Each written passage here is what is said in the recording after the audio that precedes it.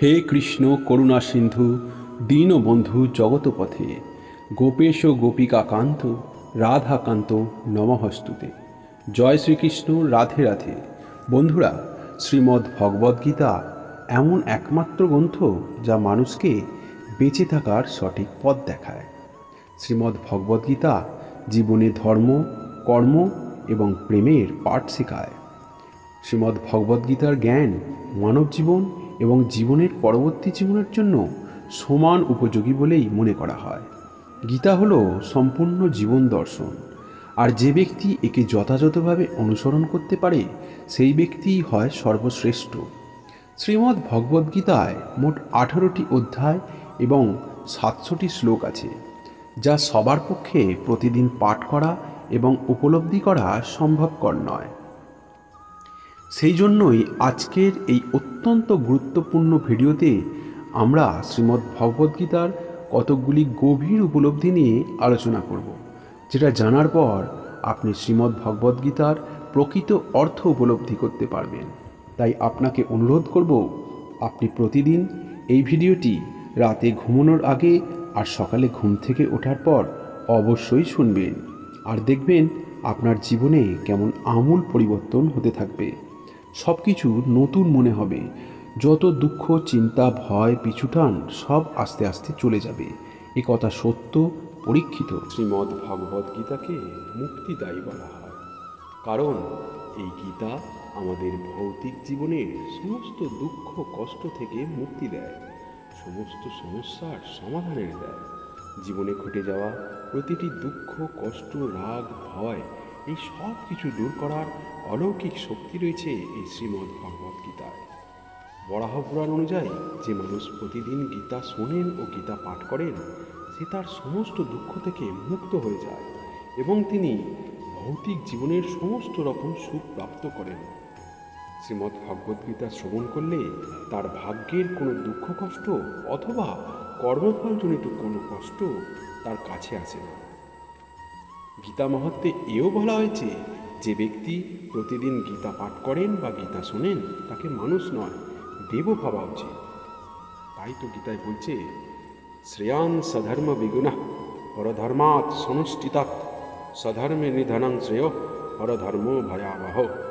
অর্থাৎ ভগবান বলছেন, মানুষের জীবনে অনেক অনেক সমস্যা আসে, আর যখন সেই সমস্যা থেকে নিষ্পত্তি না পেয়ে সে একেবারে ভেঙে পড়ে, যে সময় তার সঙ্গ কেউ দেয় না, তখন সেই মানুষের ভেতর তার অন্তর্নিহিত আত্মশক্তির উৎপত্তি হয়।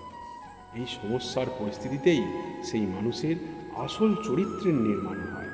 কারণ যতক্ষণ আমরা অন্যের উপর নির্ভর করে থাকব, ততক্ষণ আমরা বুঝতেই পারবো না আমাদের যোগ্যতা কতটা, আমাদের শক্তি কতটা। যে মানুষ অন্যের ওপর নির্ভরশীল, তারা এই অন্তর্নিহিত শক্তি কখনোই জাগাতে পারবে না। যখন মানুষ তার নিকট আত্মীয় স্বজন থেকেই কষ্ট পায় এবং যখন সে একেবারে একলা হয়ে যায়, তখন তাকে নিজের জন্য নিজেকেই বাঁচতে হবে, নিজের কষ্টের সঙ্গে নিজেকেই লড়াই করতে হবে।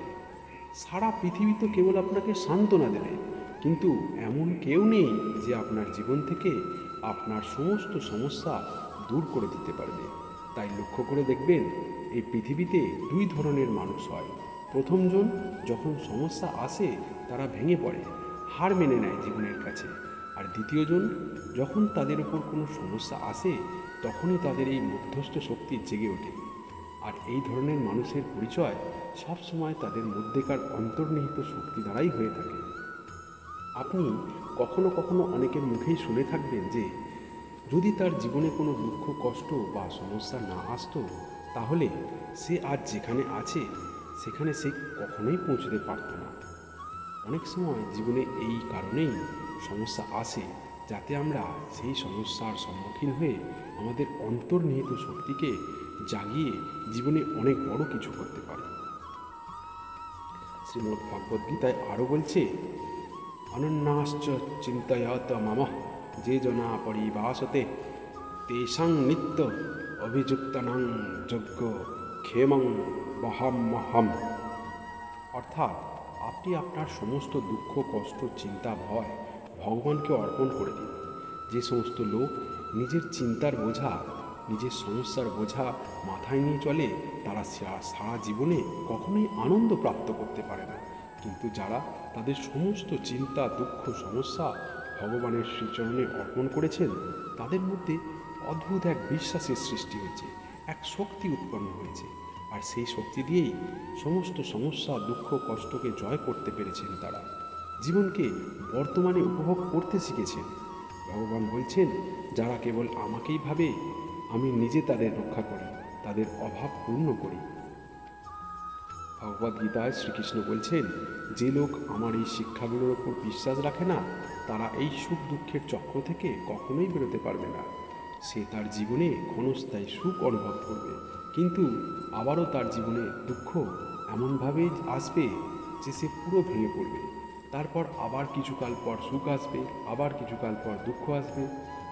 এইভাবে মানুষেরা দুঃখের কথা আবার ভুলে গিয়ে আবার সুখে মেতে পড়বে, আবার যখন দুঃখ আসবে কাতর হয়ে পড়বে। এভাবেই এই চক্র চলতেই থাকবে। কিন্তু যে লোক ভগবদ্গীতার এই সমস্ত শিক্ষাকে মানবে, তাতে বিশ্বাস করবে এবং নিজের জীবনে কাজে লাগাতে পারবে, তারা মানসিকভাবে খুব স্থির হয়ে যাবে। জীবনের নানা সমস্যা, দুঃখ এদের এত ভেঙে দিতে পারবে না।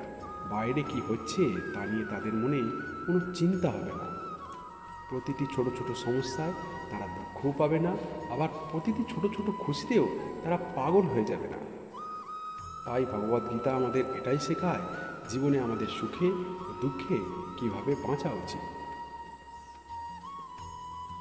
ভগবদ্গীতায় বলছে, জীবনে আপনি যতটাই হতে পারবেন, যতটা আপনি নিজের উপর বিশ্বাস রাখবেন, আপনি তার থেকে বেশি কখনোই পাবেন না। যতটা আপনার নিজের উপর বিশ্বাস রয়েছে ঠিক ততটাই। তাই বলা হয়, যে মানুষের মানসিকতা বা মনোভাব ছোট, সেই ছোট জীবনযাপন করে। কিন্তু যে মানুষের মন অনেক বড় হয়, সে জীবনে অনেক বড় বড় কাজ করে। তাই তো আপনার বিশ্বাসই আপনাকে ছোট এবং বড় মানুষ তৈরি করবে, আপনাকে সফল ও অসফল মানুষ বানাবে, আপনাকে ধনী বা গরিব বানাবে, আপনাকে দুঃখী অথবা সুখী বানাবে। তাই যে জিনিসের উপর আপনার বিশ্বাস নেই, সেটা আপনি কখনোই হতে পারবেন না। যদি আপনার নিজের উপর বিশ্বাস থাকে যে আপনি জীবনে অনেক বড় কাজ করতে পারবেন, তাহলে সেটা আপনি অবশ্যই করতে পারবেন। তার জন্য অপরের ওপর বিশ্বাস করতে হবে না, নিজের ওপর বিশ্বাস রাখুন আর কর্মে একাগ্রতা রাখুন। ভগবান বলছেন, আমি প্রতিটি মানুষের বাস্তবিক রূপকে জানি, তার অতীত, বর্তমান, ভবিষ্যৎ সবই জানি, তার সম্বন্ধে আবার সব জানা, কিন্তু আমি কে সেটা কেউ এখনো পর্যন্ত বুঝতে পারেনি। ঈশ্বরের সম্বন্ধে যে যার নিজের মতন কথা বলে, কিন্তু ঈশ্বরের বাস্তবিক স্বরূপকে কেউ এখনো বুঝতেই পারেনি। অর্জুন জিজ্ঞেস করলেন, হে ভগবান, আপনি বলেন আপনি সমস্ত মানুষ, সমস্ত জীবের মধ্যে বর্তমান, আপনি বলেন আপনি ঈশ্বর, কিন্তু আমি তো আপনাকে একটা সাধারণ মানুষের মতোই দেখতে পাই। তখন শ্রীকৃষ্ণ অর্জুনকে বললেন, তুমি এই সাধারণ চোখ দিয়ে আমাকে কখনোই দেখতে পাবে না। আমি তোমাকে সেই দিব্য দৃষ্টি দেব, যার দ্বারা তুমি আমাকে নিজের ভেতর থেকে বাইরে সর্বত্র জায়গায় দেখতে পাবে। যখন ভগবান শ্রীকৃষ্ণ অর্জুনকে তার বিশ্বরূপ দেখালেন দিব্যদৃষ্টি দ্বারা, সেই বিশ্বরূপে সমস্ত ব্রহ্মাণ্ড ছিল, কোটি কোটি লোক জন্ম নিচ্ছিল, সাথে কোটি কোটি লোকের মৃত্যুও হচ্ছিল। এরকম বিশালাকার ভয়ানক রূপ দেখে অর্জুনও ভয়ে থরথর করে কেঁপেছিল আর মিনতি করেছিল, আপনি প্রথমে যেরকম ছিলেন সেই রকম হয়ে যান প্রভু। আমি আপনার এই রূপ দেখতে পাচ্ছি না, আমি আপনার রূপের মধ্যেই শিব, ইন্দ্র, পৃথিবীর সমস্ত দেবদেবী সব কিছুই দেখতে পাচ্ছি, সূর্য, চন্দ্র, গ্রহ, তারা সবই আপনার মধ্যে দেখতে পাচ্ছি। তখন শ্রীকৃষ্ণ অর্জুনকে বললেন, হে অর্জুন, তুমি আমার যেই রূপ দেখছো, বাস্তবিক পক্ষে এই রূপ আমার আসল স্বরূপের অংশ মাত্র। তখন অর্জুন অবাক হয়ে শ্রীকৃষ্ণকে জিজ্ঞেস করলেন, এটা যদি আপনার অংশ মাত্র হয়, তাহলে সম্পূর্ণটা কি? তখন শ্রীকৃষ্ণ বললেন, না আমার কোনো আদি আছে, না আমার কোনো অন্ত আছে।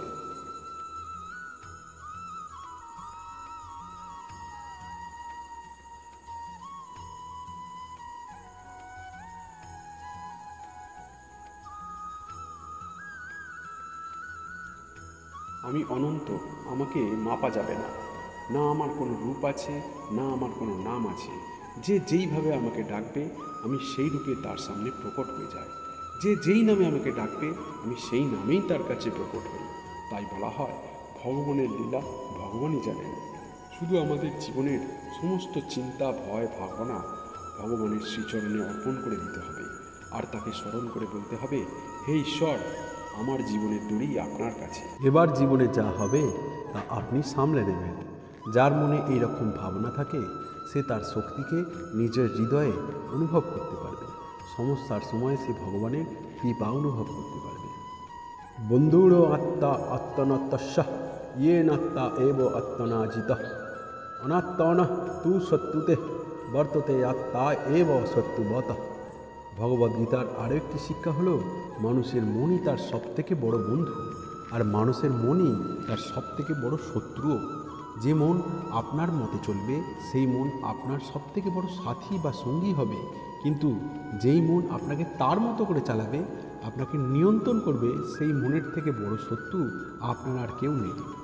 যখন মন মানুষের নিয়ন্ত্রণে থাকে তখন মন তাকে আলোর দিকে নিয়ে যায়, আর যখন মানুষ তার মনের দাস হয়ে যায় তখন সেই মন সেই মানুষকে অন্ধকারের দিকে নিয়ে যায়। মনই সমস্ত বন্ধনের কারণ এবং মনই সমস্ত বন্ধন থেকে মুক্তিরও কারণ। ভক্তা চ যজ্ঞ তপোসং সর্বলোকে মহেশ্বরম সুহৃদং সর্বভূতানাং জ্ঞাতা মা শান্তিমিচ্ছতি। অর্থাৎ মানুষ সবসময় নিজের সুবিধা দেখে, সর্বপ্রথমে নিজের স্বার্থ দেখে। সে কখনোই সত্যিকারের ভালোবাসা বুঝতে পারবে না। ভালোবাসা নিঃস্বার্থ হয়ে থাকে। ভালোবাসা নেওয়ার নয়, দেওয়ার নাম। যে পরিবর্তে কিছু চাইবে তা কখনোই প্রেম নয়। যখন আপনি কোনো স্বার্থপর লোকের সাথে প্রেম করবেন তার বদলে আপনি কষ্টই পাবেন, কারণ স্বার্থ এবং প্রেম দুজনে এক জায়গায় কখনোই থাকতে পারে না। তাই এই স্বার্থপর দুনিয়ায় নিজের ভালোবাসা ভেবে চিন্তেই দান করবেন, কারণ এটা ভাবা ঠিক নয় যে এখানে পৃথিবীতে আপনি সবসময় প্রেমের বদলে প্রেমই পাবেন। এই কলিযুগে মানুষরা প্রেমের বদলে কষ্টই লাভ করে থাকে। তাই নিজের ভালোবাসা কোনো স্বার্থপর সুবিধাবানের মানুষকে দেওয়াই উচিত নয়। ন জায়তে মৃয়ম মে বা কদাচিন নায়ং ভূতা ভবিতা বা ন ভূম্ম অজ নিত্য শাশ্বতায়ং পুরাণ ন হন্যতে হন্যমানে শরীরে। অর্থাৎ মানুষের জীবনে তিনটি অবস্থা আছে: শৈশব, যৌবন এবং বৃদ্ধাবস্থা। তারপর তার মৃত্যু হয়ে যায়। তার শরীরের মৃত্যু হলেও অন্তরের আত্মার কখনোই মৃত্যু হয় না। সে আবারও একটা নতুন জন্মগ্রহণ করে যতক্ষণ না তার মনের বাসনা পূর্ণ হয়। যতক্ষণ না পর্যন্ত আমরা এই মায়া প্রকৃতি, এই জোড়া প্রকৃতি থেকে মুক্ত হতে পারবো, ততক্ষণ আমাদের আত্মাও মুক্ত হতে পারবে না। সবসময় মনে রাখতে হবে, জীবনে ইচ্ছা ও বাসনা যত বেশি থাকবে আনন্দ ও সুখ ততই কমে যাবে। যদি দেখছেন আপনি খুশি নন, তাহলে আপনার জীবনের দিকে একবার ভালো করে তাকিয়ে দেখুন। দেখবেন যে আপনার মনে অবশ্যই অগণিত বাসনা রয়ে গেছে। মানুষ তখনই সুখী হতে পারবে যখন সে তার ইচ্ছা বা বাসনাগুলি কমিয়ে ফেলতে পারবে। উদাহরণস্বরূপ বলা যেতে পারে, আপনার মনে 100টি খুশি থাকে আর যদি 10টি ইচ্ছা থাকে তাহলে আপনার খুশির পরিমাণ 90%। অন্যদিকে আপনার মনে যদি 100টি খুশি থাকে আর 50টি ইচ্ছা থাকে তাহলে আপনার খুশির পরিমাণ অটোমেটিক অর্ধেক হয়ে যাবে, অর্থাৎ 50%। আবার অপরদিকে আপনার মনে যদি 100টি ইচ্ছা থাকে তাহলে আপনার খুশির সংখ্যা কিন্তু 0 হয়ে যাবে।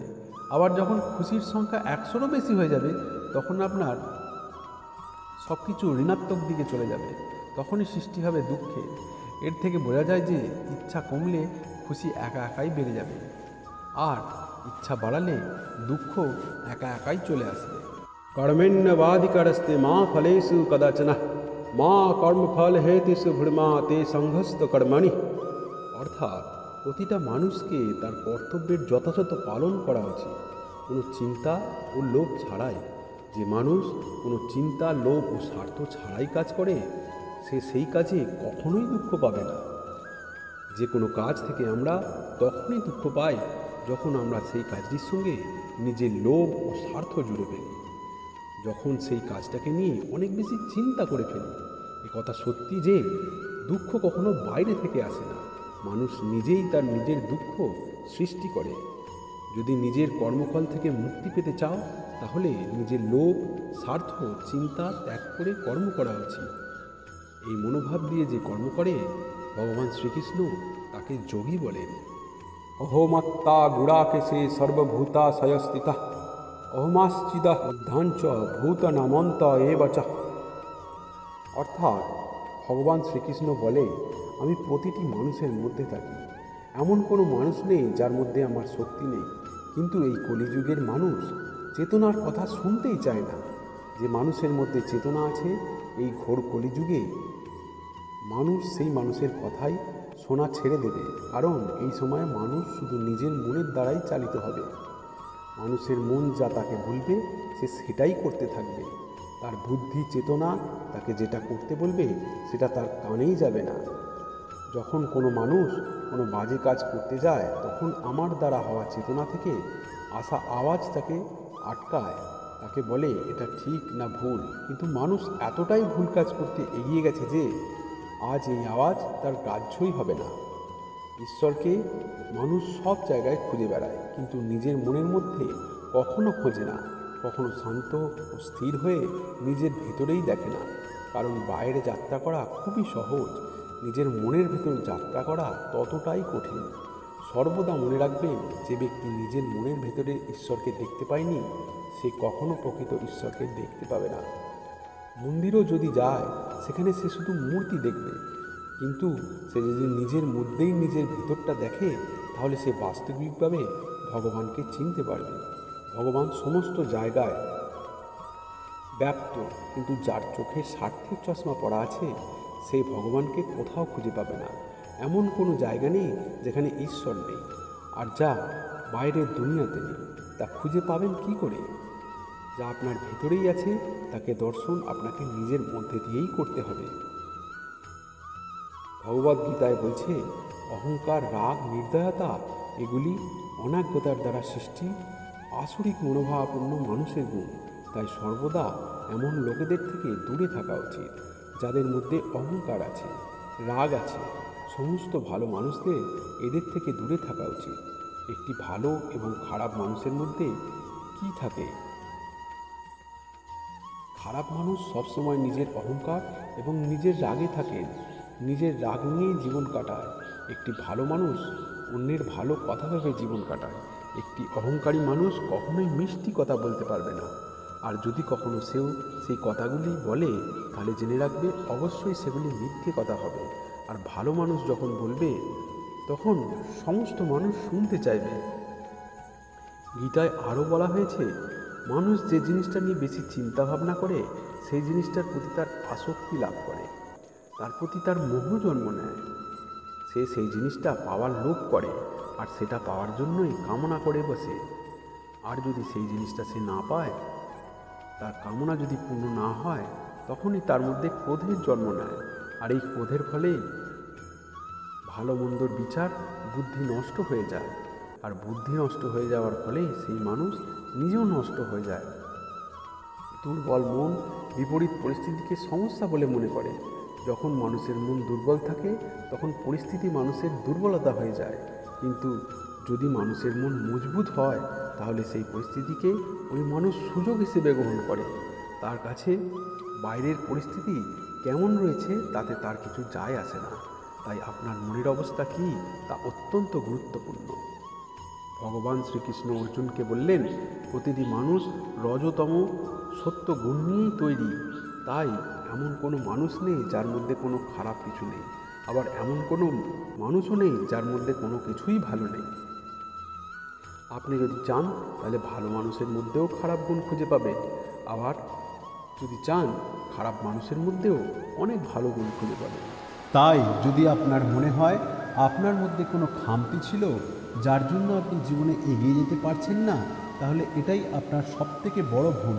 আর কখনোই অন্যদের কথার উপর মন দেওয়া উচিত নয় যে তারা আপনার ব্যাপারে কি ভাবছে, কারণ আজকাল মানুষ এমন চশমা পরে রেখেছে যার দ্বারা সে কেবল অন্যের খারাপ জিনিসটাই দেখতে পায় আর খালি নিজের ভালো জিনিসটাই দেখতে পায়। এই জন্য কেউ যদি আপনার সম্বন্ধে খারাপ কিছু বলে তাহলে চিন্তা করবেন না। যে জিনিসটা আপনার হাতে আছে তা অবশ্যই পাল্টে দিন, নিজেকে একটি ভালো মানুষ তৈরি করুন। আর যে জিনিসগুলো প্রাকৃতিকভাবেই ঘটবে তা নিয়ে কখনোই চিন্তা করবেন না।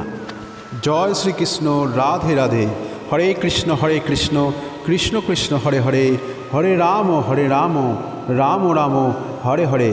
আজ তবে অনুমতি দিন, দেখা হবে পরবর্তী ভিডিওতে। ততক্ষণ ভালো থাকবেন, সুস্থ থাকবেন। নমস্কার, ধন্যবাদ।